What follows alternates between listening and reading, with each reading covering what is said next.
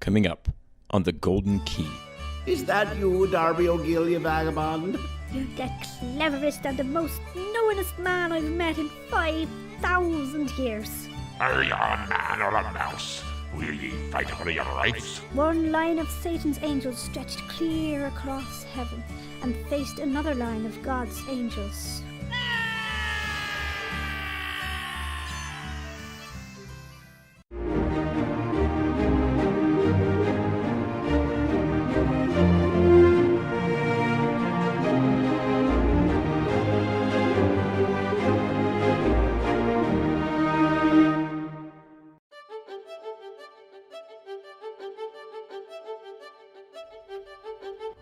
Thanks so much for dinner, Mr. Clancy. A great way to celebrate St. Patrick's Day Eve with an authentic Irish meal. Well, now, it's always nice to share a bit of my own memories and joys with a family from the parish. I'm glad if y'all enjoyed it. Let us help you clean up, Mr. Clancy.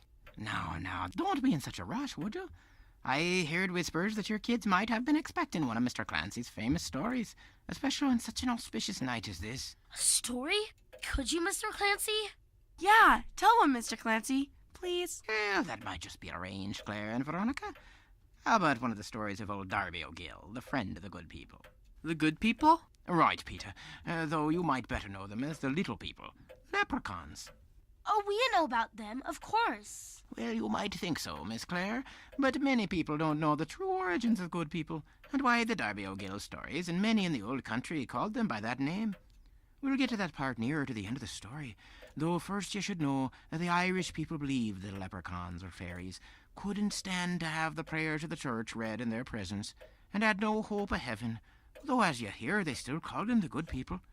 You'll learn why shortly. But our story begins on a cold winter night when Darby's wife Bridget and the children were in bed. Old Brian Connors, king of the fairies, or leprechauns as you might say, used to sit visits in the Darby O'Gill's own fireside. This was the wild night when the king faced Father Cassidy, the village priest. Darby O'Gill was warming his shins before his own turf fire when the master of the good people flew against into the kitchen.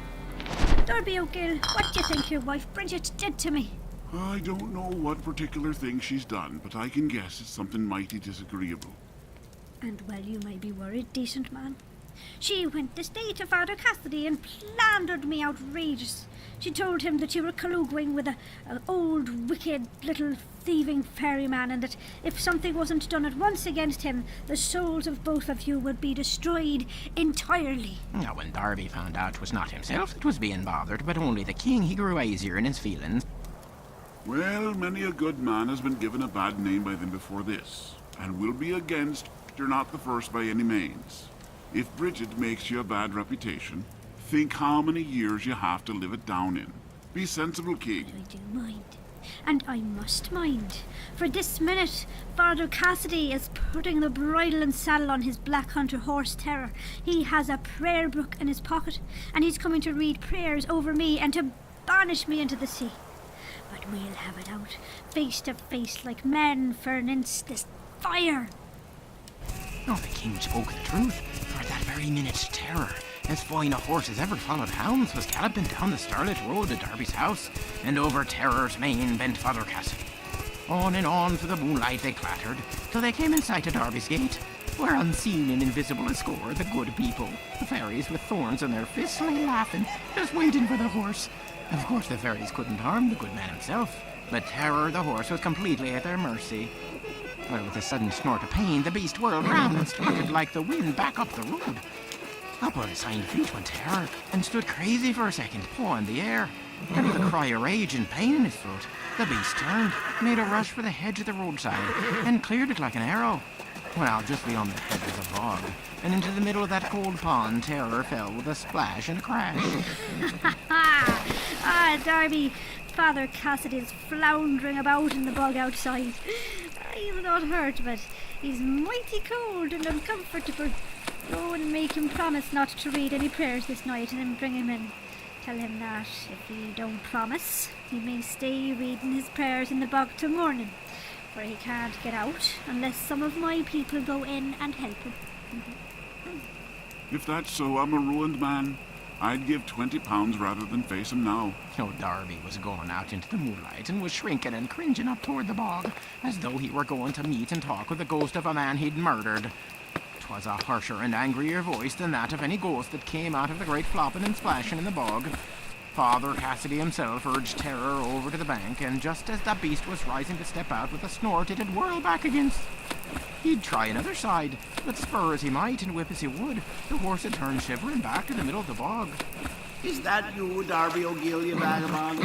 Help me out of this to the dry land, so as I can take the life of you. You'll not be able to get out, Father, till you promise fair and firm not to read any prayers over the good people this night, and never to hurt or molest myself on any account.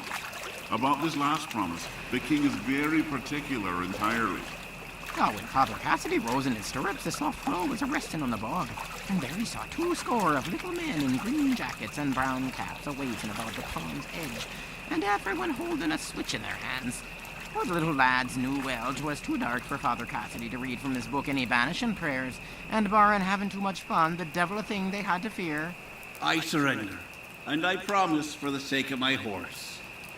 Yeah, the beast himself understood these words, for with that he waded calm and quiet to the dry land, and stood shaking himself there, among the pack of Fiddles. Mighty few words were passed betwixt Darby and Terror's rider, as the whole party went up to the stable, the little people following behind, quiet and orderly.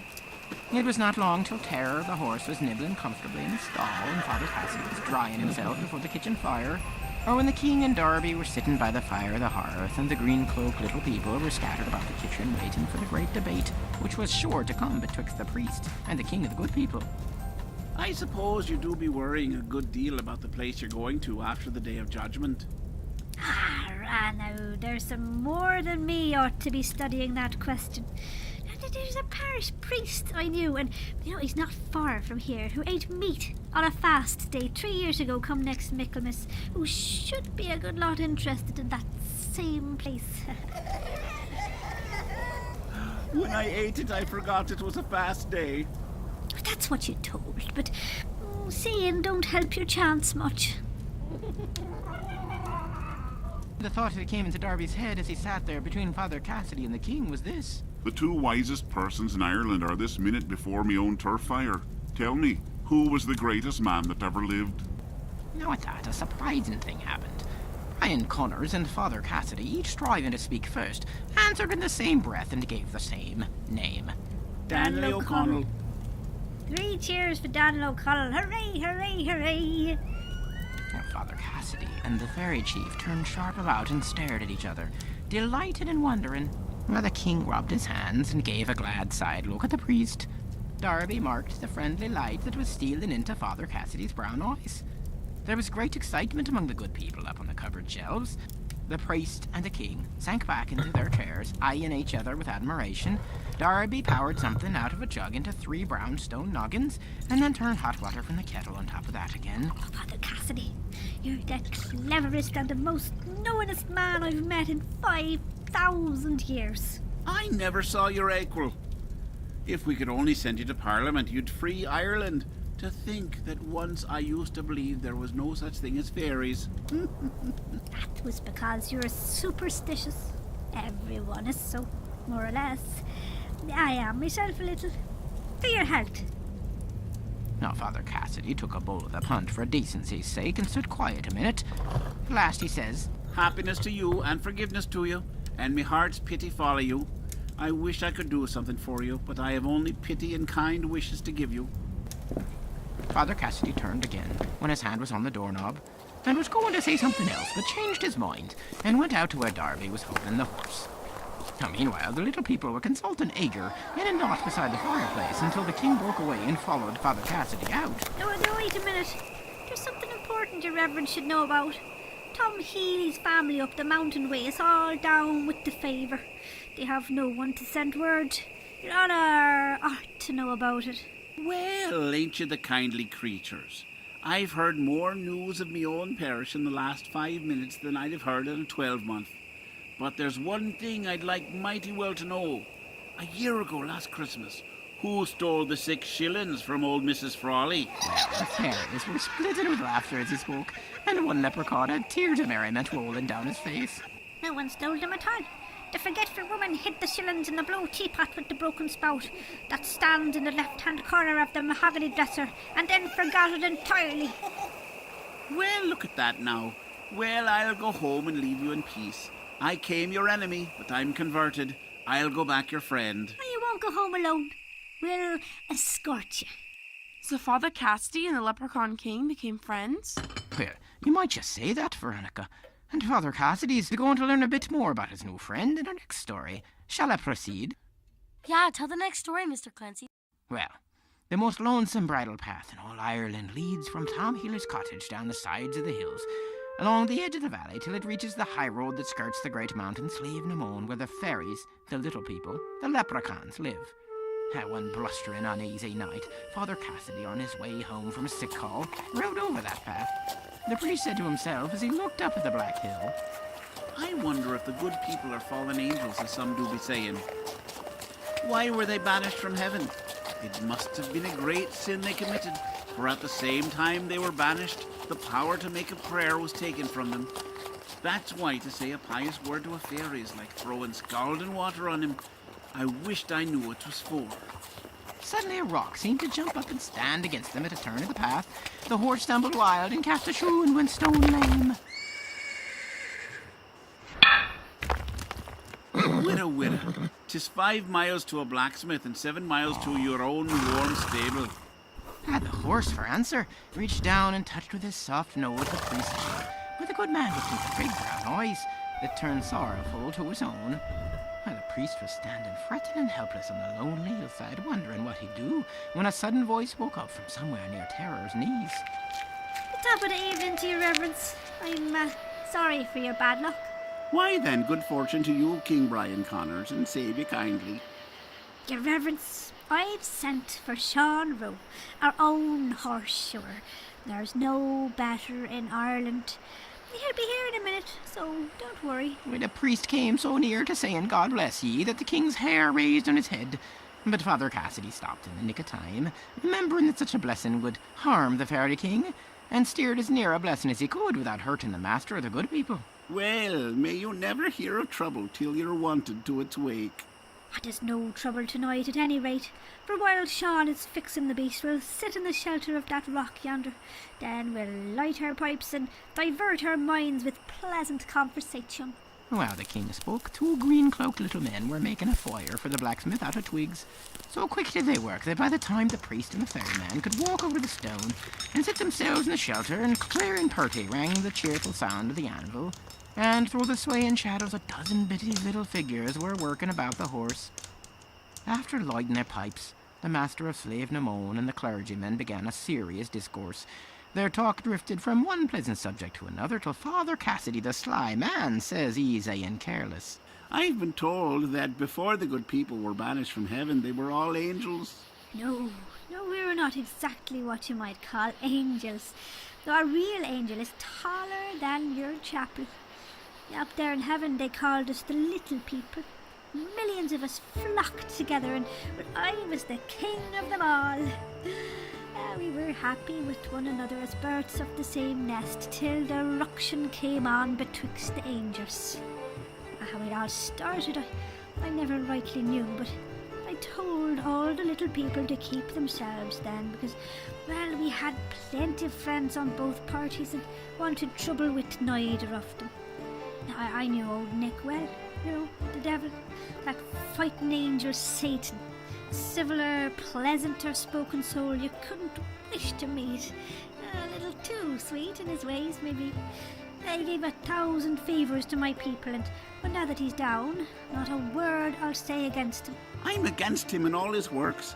I'll bet that in the end he hurt us more than he helped us. Only one thing I blame him for, is that he seduced from the little people my comrade and best friend, one Thaddeus Flynn by name. Thaddeus was a warm-hearted little man, but monstrous high-spirited as well as quick-tempered. Well, the night before the great battle, Thaddy and I were sitting on the lowest step, looking down into league upon league of nothing, and talking about the world, which, well, it was 60,000 miles below, and hell, which was 20,000 miles below that again, when who should come blustering over us, his black wings hiding the sky and a long streak of lightning for a spear in his fist, but Old Nick, Satan himself. Brian Connors, how long are you going to be downtrodden and looked down upon? You and your subjects, said he. Who's doing that to us? Arsed Taddy, standing up and growing excited. Why? Says Old Nick.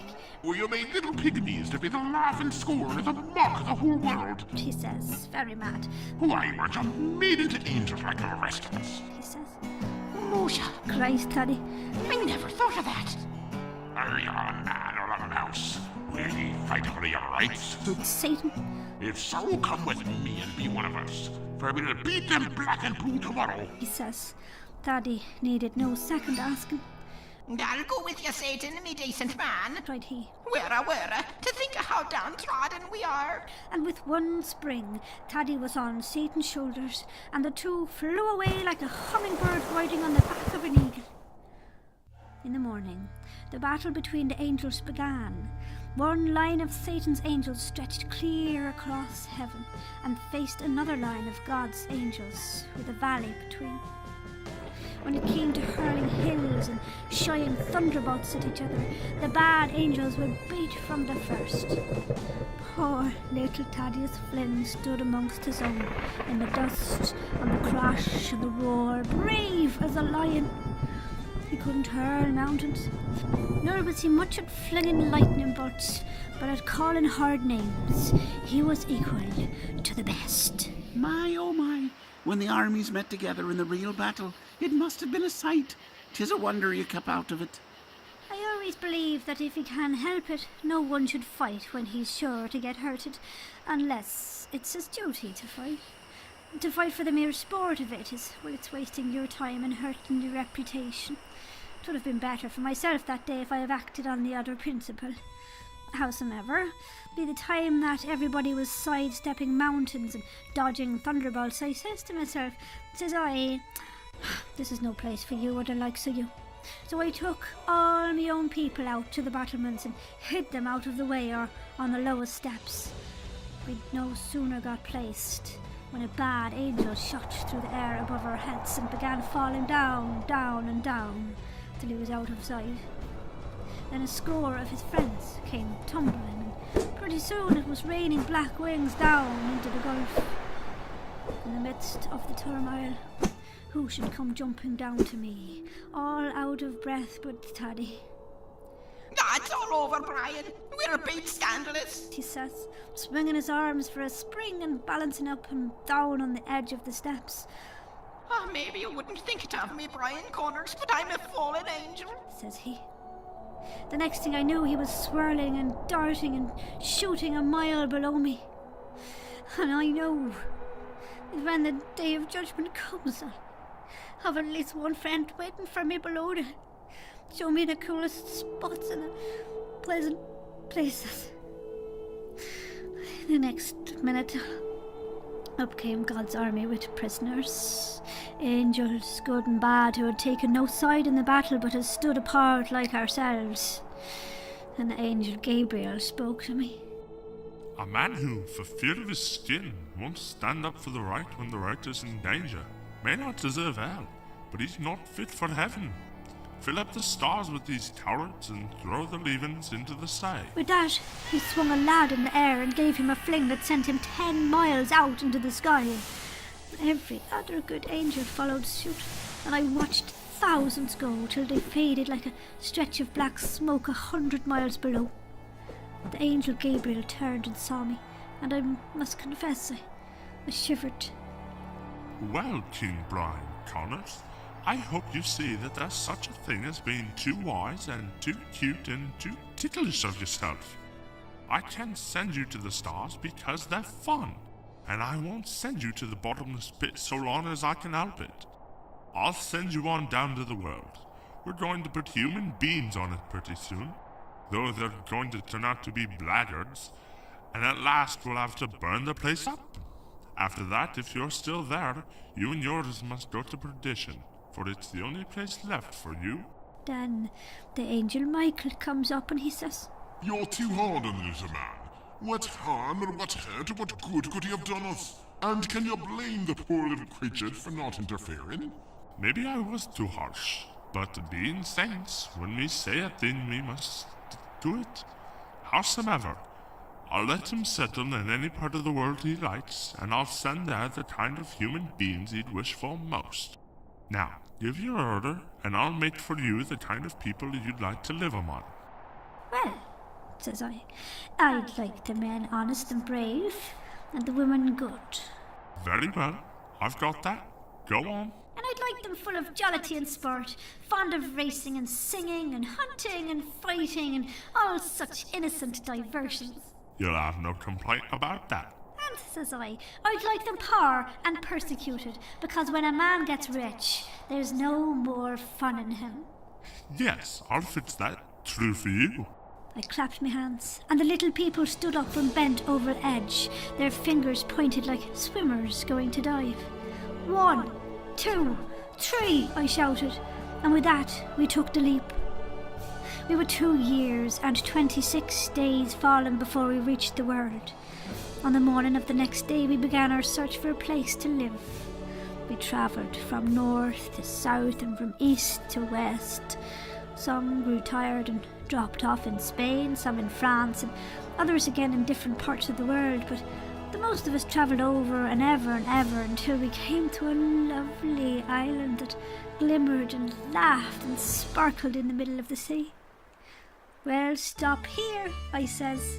For all places on the earth, this island is the nearest like heaven, and in it the County Clare and the County Tipperary are the prettiest spots of all. So we hollowed out the great mountains leave Manon for our home, and there we are till this day. That's the true story. We took sides with nobody, we minded our own business, and we got one out for it. So interested was Father Cassidy in the talk of the king, and that the singing and hammering had died out without his knowing, and he hadn't noticed at all how the darkness had thickened in the valley, and how the stillness had spread over the hillside. But now, when the chief of the fairies stopped, the good man, half frightened at the silence, jumped to his feet and turned to look for his horse. Beyond the dull glow of the dying fire, a crowd of little people stood waiting, patient and quiet, holding Terror the horse, who champed restless at his bit, and bait impatient with his hoof on the hard ground. As the priest looked toward them, 2 little men wearing leather aprons moved out from the others, leading the beast slow and careful over to where the good man stood beside the rock. Before an hour there'll be lying on your own threshold a favour in the shape of a bit of as fine bacon as ever laughed happy in the middle of turnips.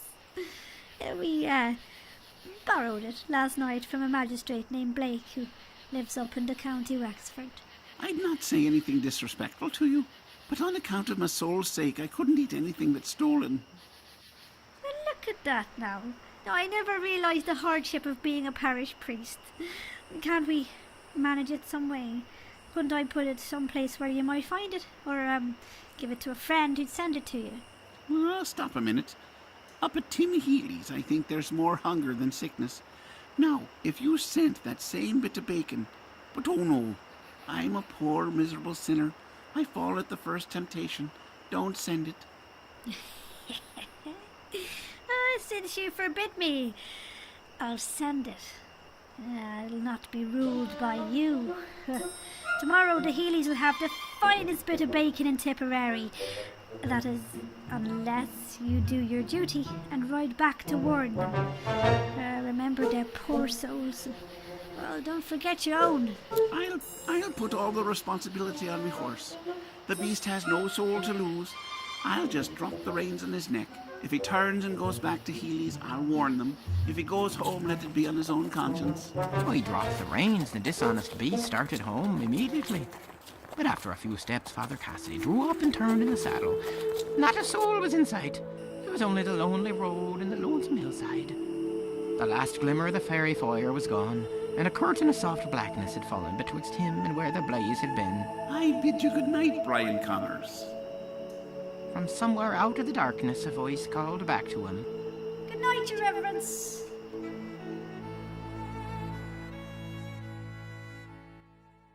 So leprechauns have been like little angels? So it would seem, Peter. And St. Gabriel gave them the choice where to be thrown on the earth, and of course they chose the most beautiful island there is. Oh, merry old Ireland. Now listen, children. These are just old stories for fun, you know. The church never said there was such things as leprechauns, of course, much less that they were thrown from heaven. Just seemed like a nice little couple of stories to tell around the feast day of that patron saint of Ireland, good St. Patrick. Even though he was from England originally and not Ireland. I remember that story. He was taken as a slave by Irish raiders and spent a long time there. Then, after he escaped back to England, he had a dream that the people of Ireland were calling him back to be an apostle to them. Well, that's right, Veronica. And he went and converted nearly the whole country. It's been a place for saints and great men and women ever since. Do you ever miss Ireland, Mr. Clancy? Aw, sure I do, but you know, I've been here a powerful long time. And with so many great friends like your family, there's nothing too much that I'm missing, except for maybe me old friends the leprechauns. Did you ever see a real leprechaun, Mr. Clancy? Well, you just never know what's a hiding and running in the quiet nooks and crannies any old where, my friends. If ever you hear an odd little noise outside or in your basement, you just never know. It could well be one of the good people. If you do see one, tell old King Brian that Mr. Clancy tells him hi.